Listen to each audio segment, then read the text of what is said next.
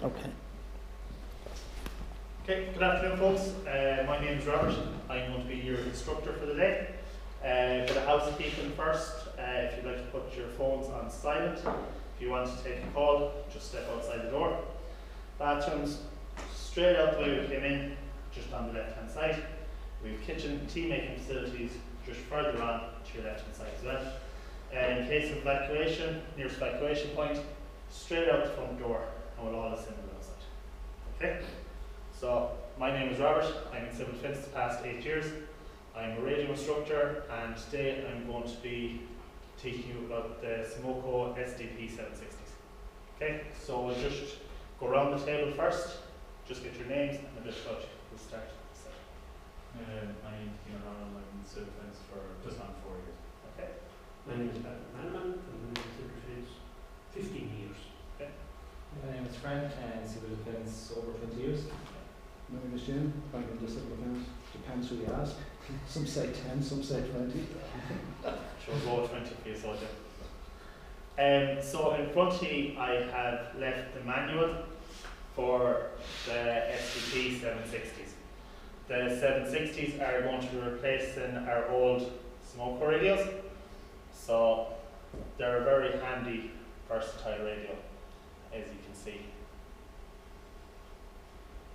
So some specifications of the 760, it's the introduction of a digital mobile radio technology to civil defence.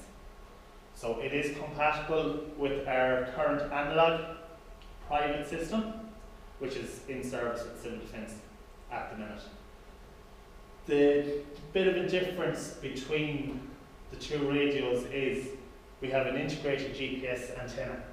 So now our GPS is actually coming from our antenna and it's not coming from our shoulder mic, which was the case with the older radios. Okay, so when we are using our DMR, it's more crystal clear for communication and it achieves the limits of functional range. So basically it's a lot clearer coming out, a lot clearer communication coming out either end.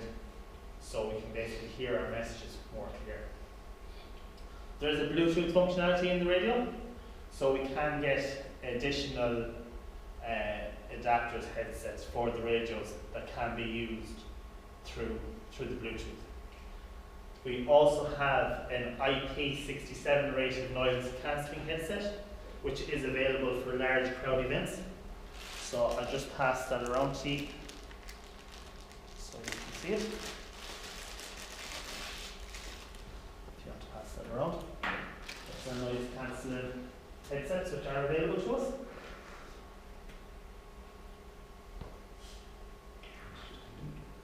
They're not Bluetooth. No, they're not the Bluetooth ones. They actually plug into the side of the radio. We can get the Bluetooth for them as well.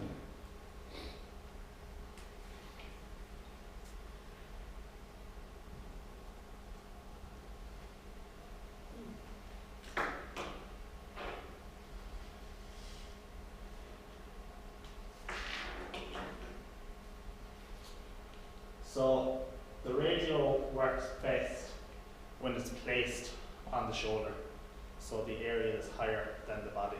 You'd often see a lot of people wearing the radios on their belt buckles, belt clips. When they're down here, the signal is reduced, so we're better off using them on our shoulder. But a bit of health and safety to it is the exposure to the radiation when transmitting and receiving calls. So we kind of keep it further away from our face and our head as possible. Also their health and safety, it is lithium batteries that's in these radios. So we're more mindful of the voltage going through the radio. So now we're going to get on to the fun part. We are going to assemble our radio. So we each have a radio between two. So first of all, we're going to start off, we're going to have a look at our radio. So we're looking for any damage, any dirt or anything that's in the placement for the antenna. So if it looks fairly clean, no dirt, we'll then screw on the antenna. We're just screwing it on hand tight. We're not over tightening it, we don't want to run the threads. Okay? And we also want to maintain connection. You have that done, Pat? Perfect. You have it done there. Yeah. I did. So, next we're going to attach the battery. Now there is a mistake on this slide. The top arrow 2, that's meant to be arrow 1. So we're lining up our battery with the runs. But before we do that, we're just going to check in here the connection. So see, we have an orange rubber around the connection. Can anyone tell me what that's for? Seal. Yeah, very good. Anyone else over this side? Doherty. It's to keep out any dirt or moisture that might get in between the battery and the connections. So you can go ahead now and you can slide on your battery. And you should hear it clicking. Do we notice anything else about the battery? 4 dots at the bottom. And can anyone tell me what the 4 dots are for? Charge. Charge, exactly. So just keep an eye on them, they're nice and clean as well, and they have a good connection for the charging port. So if you want, you can go ahead there now and turn on your radios.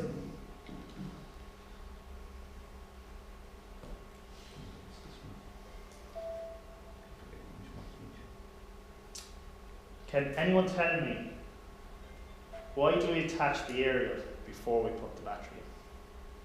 But you damage it if you key them without the area on. Yeah. So if you put in the battery first and your radio is turned on, it's trying to transmit a signal, but there's no area there to transmit the signal. So it could in fact damage the board in the radio itself. So, coming along, Let's just say it's different. still talking about our batteries, we have our battery care. So if we see just in front of the power on and volume toggle, we have an LED. So red, rapid flashing is failure, battery has failed. Slow flashing, standby, no load in the battery. Red is charging, orange is 90% charged, and green is fully charged. So can anyone tell me, if you picked up a radio and you had an orange flashing light, you were going out on a big duty, would you take the radio with you? 90% charged, big duty. Big duty. Only if you had a spare battery. Or charging. Yeah. Charging is what you say. Yeah, so yeah, you would go ahead and take the radio as long as you had spare battery or charging facilities, like for the Tetris, the docking stations and the vehicles that can charge on the go. Once you can charge, keep your radio charged, because as you know yourselves, on big duties, radio is your communication. So if anything goes wrong, your radio is your lifeline really. So now we'll come along to the radio controls. So, great function in these radios. These radios were originally bought for drone teams. The reason being, we have VOX on these radios. So, VOX is voice operation control. So, what that means is, you can speak and you don't have to push the PTT and you can still communicate. So if you want to go ahead and press button 1, that is your box button.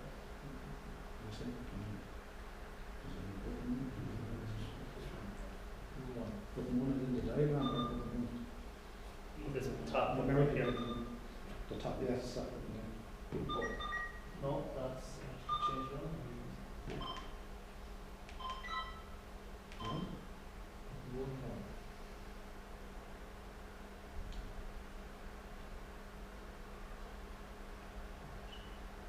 Yeah, SK1. Yeah, box on. So just hold it in. What is it here? Yeah, so hold that in and you'll have your box. Box. So you can now talk over the radio. If you want to set it to channel 24,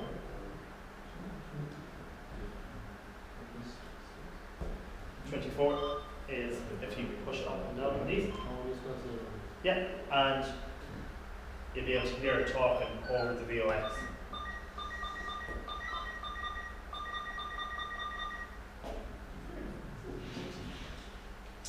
So, as we've seen there, some of you were turning button 4 or dial 4. That was how to change channel, but that has been disabled on these radios. So it's your up and down buttons for changing channels. So your VOX, it'd be used in conjunction with your headsets or your Bluetooth headsets. That'd be very clever, But that's the other thing. You can change the frequency of, well, not the frequency, you can change how it's the sensitivity of it. So depending on different people, how loud they are, how loud they speak, you can change the radio to the sensitivity of their voice. So, but as you said, you do have to be careful when you are using VOX. Who has handsets? Who is speakers? Your speakers? The whole lot. It just depends on what you're doing and what area you're in. So if you'd like to scroll through a few of the channels on the radio.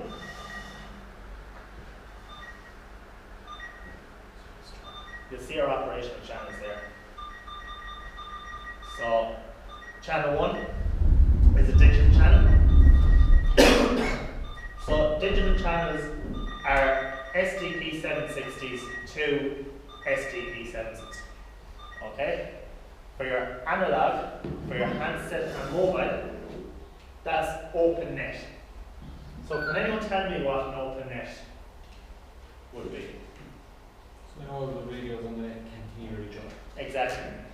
So Okay, that's just coming up. that's where it comes in, that the new SDP 760s can be linked to the older UHF radios that we have. They can also be set on repeater. So we have channel 9, channel 10 as our analog repeater, and we have 109 and 110 as our digital repeater. So if we were on a big duty and we were using all the radios, the new radios and the older radios, we'd be using our analog repeater.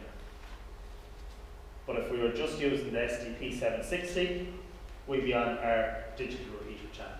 That is just these radios that's on the net. So, go back here now to our menu. So, our menu button, radio.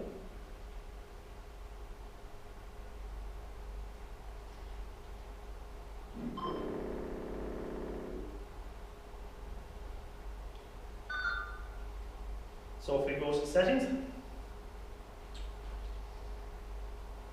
and we have a different array of settings. So if you wanted a location, if you want to get your location, so Pat, if I asked you for your location, now how would you use the radio to get your location? Are you going to settings? Yeah. So if you go into settings and scroll down to accessories, into your accessories and your GPS, and now you'll get your radio position. Radio position. Yeah, now it won't come up in here as we have no satellite signal.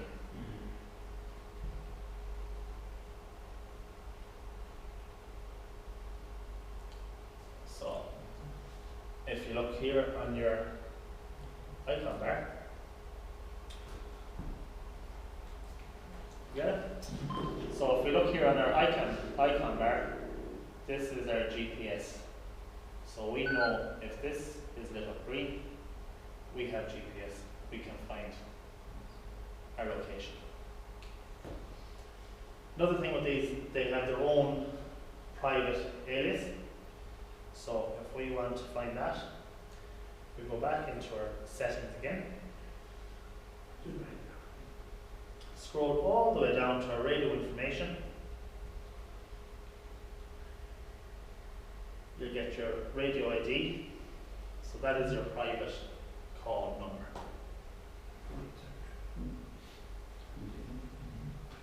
So we can actually use these as private call as well, radio to radio, on our digital net.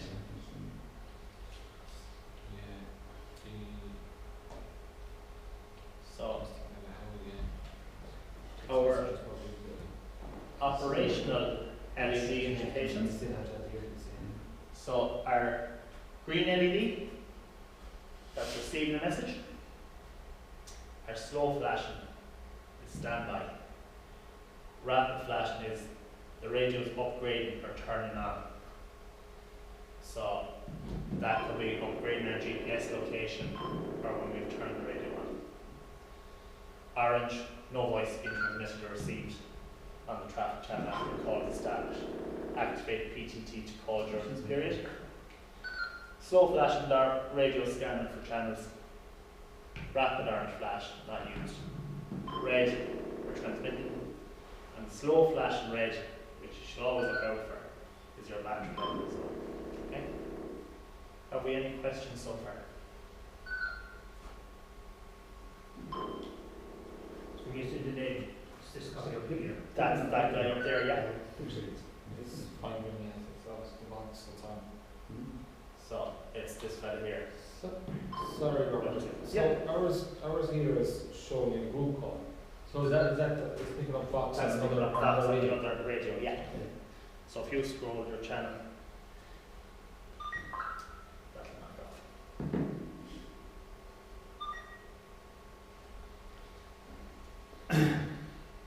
So that's our menu structure there. The more you play around with the radios, the more familiar you are going to get with them. So don't be afraid to take out the radio and just have to play around with them, because you're not going to break them. There's nothing in them that you can break.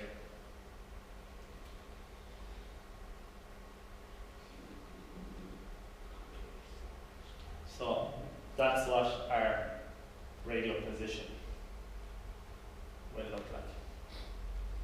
So when the GPS feature is enabled, you'll see this icon. If the accurate position of the radio is fixed, the icon will appear on the status bar as the globe and the G. So